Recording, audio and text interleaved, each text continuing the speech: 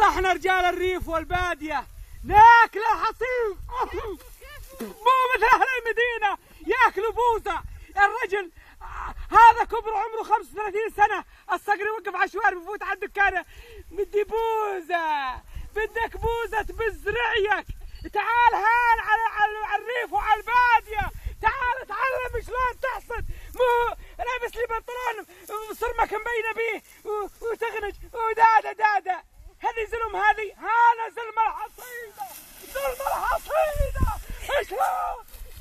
شوف شلون هذا الصحيح، شوف شلون تاكل بوزه مو عيب عليك زلمه هذا كبرك تاكل سليكرز. قال يفوت على الدكانه والله بدي بوزه لحس، يلحس رعيه. احفظ اتعلم حصيده، اتعلم حصيده. هذا الشغل مو تتعوج وتتغنوج. شوف الحصيده خلاص.